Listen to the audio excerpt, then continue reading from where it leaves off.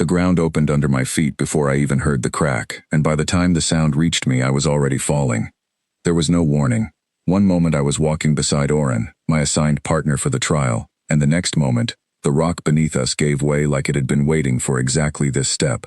Dust rose in a thick cloud. Oren's claw caught on a root at the last second, and there he hung, 40 feet above a pit that smelled like old metal and something worse.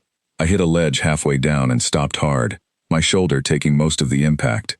My hand throbbed. I did not have time to check it. Oren's suit had torn along one seam. I could hear the hiss of escaping air even through my own helmet. He said nothing. His people do not scream the way some do, but I could see his limbs shaking, and I understood exactly how much time we had left before that seam gave way completely. I did not call for help. There was no one close enough to hear me, and even if there had been, shouting would not have closed that seam or pulled him up. So I did the only thing that made sense. I climbed. The rock was loose, and every hold threatened to break away under my weight. Small stones fell past me into the dark below, and I did not look down to see where they landed. I reached the root Oren was tangled in and wedged my boot against the stone beside it. Then I pulled. He was heavier than anything I had ever lifted, even in a planet with lower gravity than home, and this was not that kind of planet. My shoulder screamed with the strain. My fingers slipped once, caught again, slipped a second time. I heard something crack in my hand, but I did not let go. I do not remember deciding not to let go. It was not a decision. It was simply not an option that existed for me in that moment. I said 4 words to him. Do not let go. Then I pulled him high enough that he could catch the ledge himself, and only then did I climb the rest of the way out, one hand curled against my chest, useless, the other doing all the work. We reached flat ground at the same time, both of us breathing hard, both of us alive. Oren looked at me for a long moment through his cracked visor. I did not say anything else. There was nothing left to say. The moment was over, and talking about it now would not change what had already happened. This is where the story really starts, though.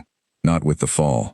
With what came after, when the people running this test finally understood what they had been looking at the whole time. My name is Daniel Ashworth, and 6 months earlier I had been standing in a room the size of a small stadium, one of 3,000 people from Earth trying out for a program most of us barely understood. The organization behind it called itself the Concord, a collection of civilizations from far outside our solar system, and they had come to our planet with an offer.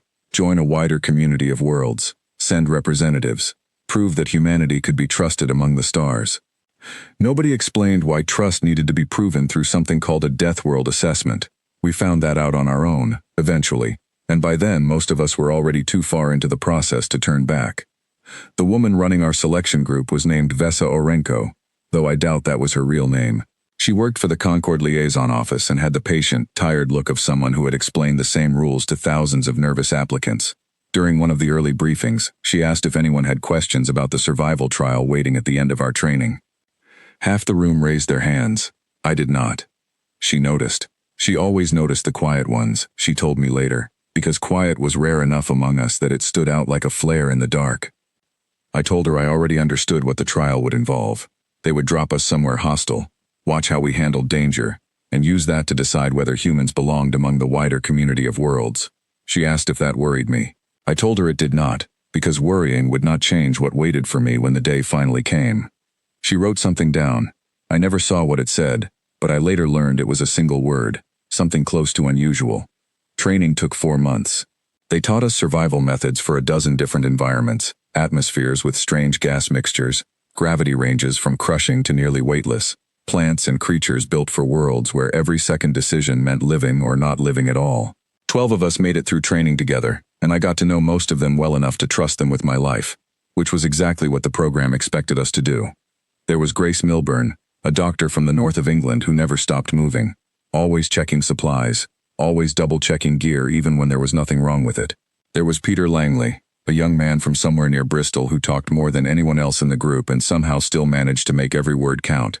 There was Ellen Marsh, quiet like me but in a different way, the kind of quiet that came from thinking through every possible outcome before speaking at all. And there was Oren, the being I would end up pulling out of a collapsing ravine on a planet none of us had heard of until the day we arrived there. The final test took place on a world the Concord called Carnvel 9, and the moment our ship dropped out of its final approach, the description on the display screen made half the room go silent. High lethality classification, elevated toxin levels in the atmosphere, 43 known predator species.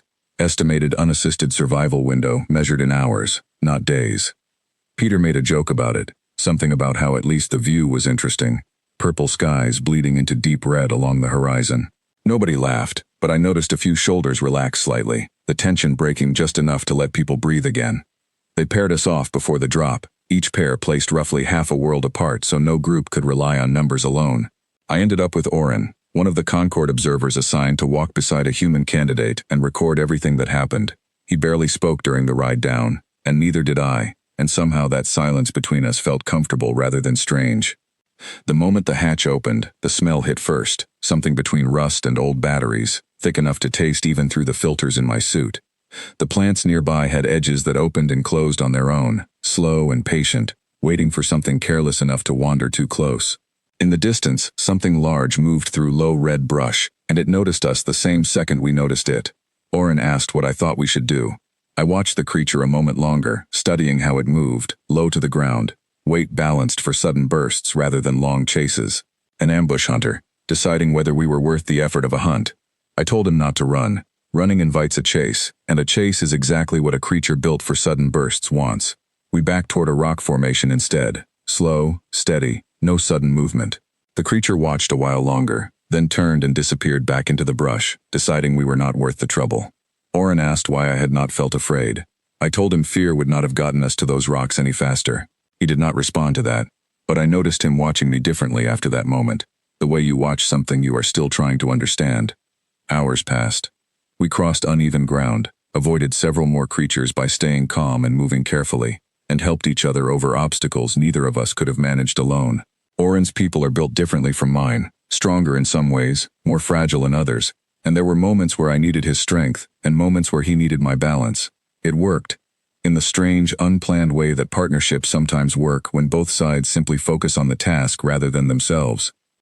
Back on the orbital station above us, a team monitored every candidate through cameras built into our suits and drones that floated overhead, close enough to record everything but forbidden from interfering no matter what happened below.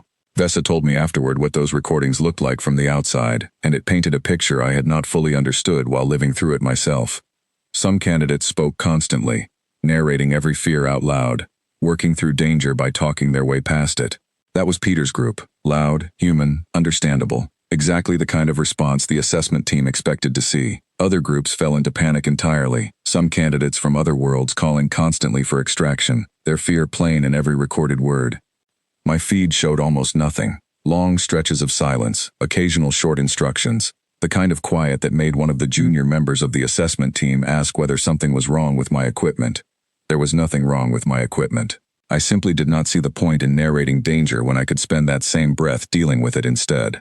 The ravine came on the 5th hour, the worst moment of the entire trial, the one that ended with Oren hanging from a torn root and me climbing down loose rock to reach him. After I pulled him free, after we both lay on flat ground catching our breath, the drones above recorded the whole exchange, 4 words spoken, nothing more, and then simply the sound of both of us breathing. We were extracted an hour later, exactly on schedule, and when the transport lifted off the surface of that planet, I realized my hand had swollen to twice its normal size. 2 fingers, broken. I had not noticed until someone else pointed out that I was holding it wrong. The debrief happened in a chamber built for people much larger than any of us, tall enough that our voices echoed slightly against walls meant for beings with different proportions entirely. Vesa stood near a floating screen, replaying footage from the ravine, the collapse, the 11 seconds between the ground giving way, and Oren's suit failing completely. The 4 words I said, and nothing else. She asked me to explain it. Not accusing, just genuinely curious, the way someone asks a question they have been holding on to for a long time. I told her there was nothing complicated to explain. Oren was going to fall. I could stop that from happening, so I did. Talking about it would not have made me climb any faster. She was quiet for a moment, longer than any silence I had shared with her before that day. Then she asked if this was common where I came from, this habit of going quiet exactly when things mattered most. I told her people were different. Some talked their way through danger and some went silent, and both were normal depending on the person. But when something actually needed doing, most of us stopped talking and started moving, because the moment for words had already passed. She asked why. I looked around the chamber at the others gathered there, Grace with her hands still slightly unsteady from her own trial on a different part of that planet, Peter grinning despite everything, Ellen watching with the same careful stillness she always carried, and Oren standing near the back, watching me with an expression his species does not really have a word for, somewhere between gratitude and quiet unease. I told her that where I came from, the ones who spent too long talking about danger were not always the ones who lived long enough to talk about it afterward. Nobody said anything to that for a while.